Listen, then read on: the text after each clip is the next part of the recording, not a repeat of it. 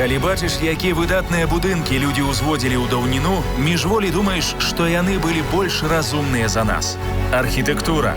Цэлыя краіны гавораць з намі менавіта на гэтай мове, і мы можам яе разумець. Азбука гігантаў на тэлеканале «Беларусь-3».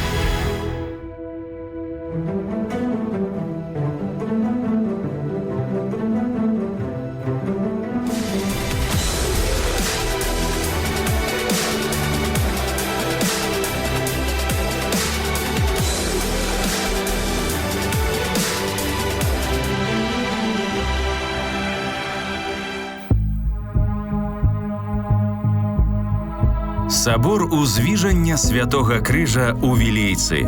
Неагатычны карабель, што прарэзвае нябёсы сваім раскошным шпілем. Храм працяты свабодай рэлігійнай думкі.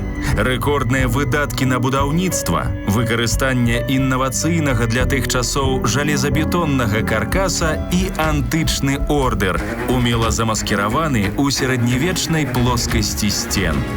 Якія сакрэты тоіць гэты вытанчаны сімвал ліберальнай архітэктуры? Архітэктуры Беларусі.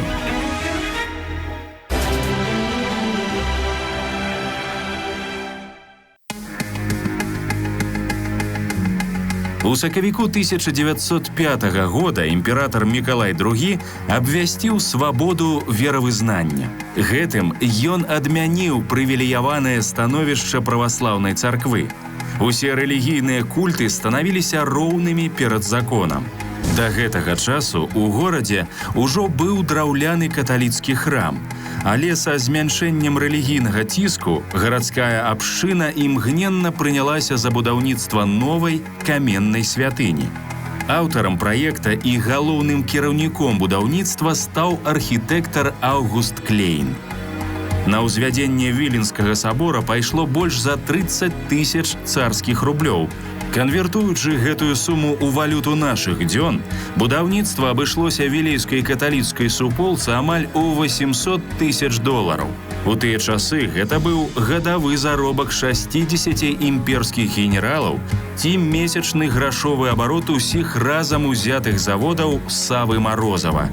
У верасні 1913 года храм быў асвячоны. Каталікі заўжды сябе выдзялялі, лічачы не беспадстаўна даволі часта носьбітамі ці нашчадкамі якраз шляхты.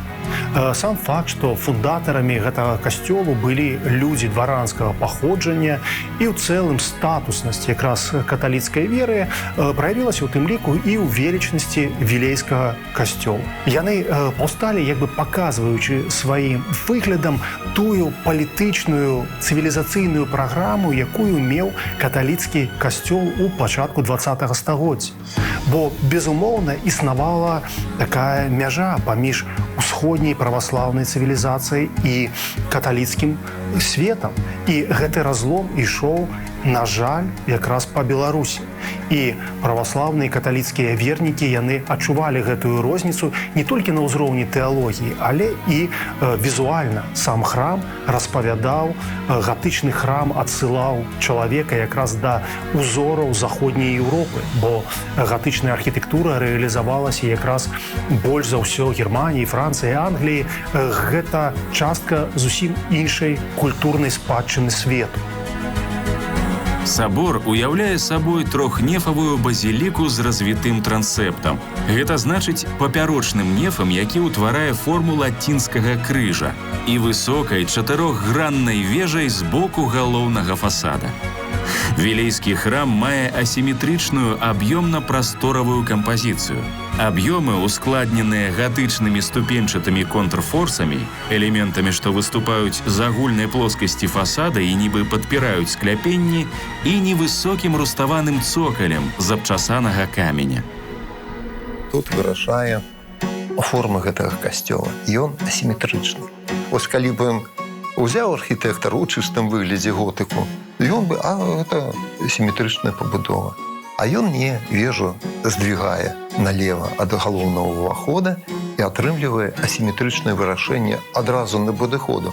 І, дарэчы, вежу гэтую ставіць там, дзе, мне здаецца, галоўны пункт гледжання на касцёл цалкам ад плошчы гэтай.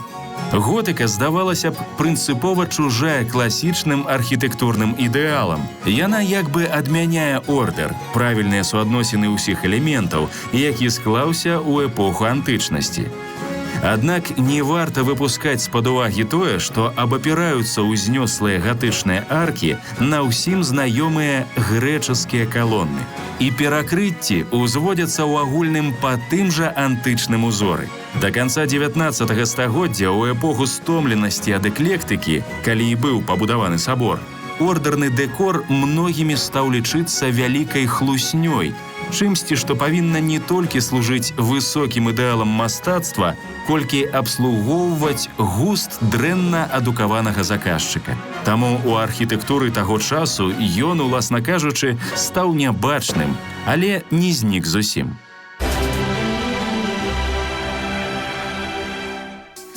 Архітэктура храма спалучае кампазіцыйныя прынцыпы і дэкаратыўныя формы раманскага і гатычнага стыляў. Авангардная трактоўка кананічнай трохнефавай базілікі з развітым трансептам увасобілася ў асіметрычным размяшчэнні вежы, якая вылучаецца. Яе шпіль з'яўляецца акцэнтам яруснага нарастання аб'ёмаў ад нізкіх сакрыстый і пяціграннай апсіды да караблёў нефаў. 4 яе бакі завершаны трохвугольнымі шчытамі з круглымі і спічастымі аконнымі праёмамі. Вуглы фланкіраваныя маленькімі ігольчастымі вежамі. Сама ж апсіда прарэзана паўцыркульнымі аконнымі праёмамі.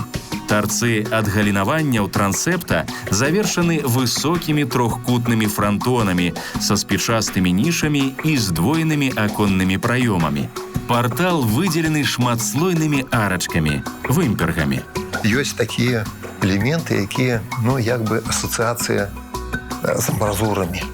Такія кружочки, такія гэта нішы. Ніжкі такія скромненькія, неглыбокія, дарэчы, ніжкі, як рабілі калісьці там у сярэднявеччы. А такая скромненькая ніжка, абрамленне і кругленькая, як байнічка такая. А наверсе вежы такія ваконцы тут у шэрах.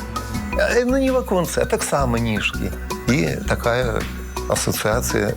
І гэта байнічкі. На вежы што павінна быць? Байнічкі. І вось такі адказ, вось такая форма. І гэта ідзе з раманскага, такого далёкага, мне здаецца, стылю. А ад готыкі, тыя ж кантрафорсы. На апсідзе, на прэсбітэрыум вугал замацоўваюць у чыстым выглядзе. Кантрафорсы, якія мы заўсёды адносім да гатычных элементаў. Унутраная прастора падзелена 2 магутнымі пілонамі і перакінутымі праз іх аркамі на 3 нефы пад крыжовымі скляпеністымі перакрыццямі. Над нартэксам у цэнтральным нефе трохпралётныя аркадныя адкрытыя хары. Інтэр'ер упрыгожаны арабескавай арнаментальнай размалёўкай. Аконныя праёмы запоўнены сюжэтным вітражным шкленнем. Стральчатая арка заклікае дух да нябёсаў, да вышэйшых сіл. Яна расказвае пра вытанчанае, поўнае пагарды да зямной матэрыі нябеснае жыццё. Самая каштоўная уласцівасць аркі – яна можа прымяняцца ў архітэктуры не толькі як самастойная канструкцыя, якая адтачае праёмы або падтрымлівае акведукі. Дзякуючы ёй можна пабудаваць звод, гэта значыць перакрыць каменным мурам вялікую прастору. Вілейскі касцёл – гэта досыць позні перыяд расійскай імперыі, час, калі адбывалася гульня са стылем. Так, гэта эклектыка, калі кожны ў адпаведнасці са сваімі перакананнямі нейкім сэнсе жангліраваў гэтымі стылямі. І мы маем у Вілейцы вельмі цікавае спалучэнне, праект, які ўзяў вельмі шмат ад готыкі, і таксама мы бачым шэраг рысаў раманскага стылю. Калі казаць пра готыку, гэта і, канешне, вядомая гатычная ружа, якая, канешне, можа не настолькі прыгожая, як у Нотр-Даме, але прысутнічае над уваходнай кампазіцыяй. Плоскасныя сцены падзяляюць ступенчатыя контрфорсы. Архітэктурныя абломы перспектыўнага уваходнага партала, вымпергі над ім, налічнікі раманскіх вокнаў біфорыумаў і гатычных спічастых праёмаў выкананы з фігурнай лакальнай цэглы. Цёплую каларыстычную палітру будынку надаюць вохрысты колер адкрытага жоўтага цаглянага мура і чырвоная чарапіца. Магутны цокаль выкладзены абчасанымі вапнавымі блокамі. Гісторыкі мяркуюць, што на самой справе вежаў каля храма павінна быць дзве, але другую не пабудавалі, ці то праз неспакойны часу на пачатку 20-го стагоддзя, ці то ў апошні момант змянілі праект.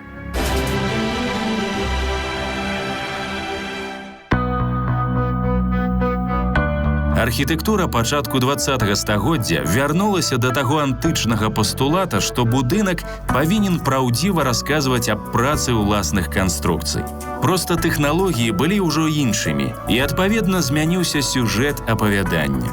У будаўніцтве ўсё часцей і часцей прымяняўся жалезабетон. Апоры і бэлькі перакрыццяў патрэбнай канфігурацыі адліваліся з сумесі пяску, друзу і цэменту. Галоўным жа было тое, што ў кожную форму папярэдне ўстаўлялася металічная арматура. Калі звычайная архітраўная бэлька ў стоечна-бэлечнай сістэме працуе на злом, то арматурныя дубцы ў новых канструкцыях адчувалі сваю трываласць на разрыў. Адпаведна, і вышыня апор, і галоўная шырыня пралётаў патэнцыйна павялічваліся шматразова. Іншымі словамі, контрфорсы ў вілейскім храме усталяваныя нават не столькі на ўсялякі выпадак, колькі каб падкрэсліць гатычны дэкор. Дарэчы, эклектыка неяк так раскрапасціла творцу. Ён мог сказаць, а што мяне абмяжоўвае? Ну што, я магу стварыць што угодна.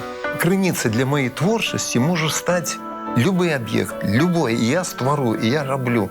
І руйнаванне мінулага, дарэчы, у тыя сацыяльныя складаныя часы, у тыя рэвалюцыйныя, і пачала стварацца авангардная архітэктура. І яна павінна была прайти праз эклектыку, праз мадэрн, і зараз мы атрымалі то, што мы маем сённяшні.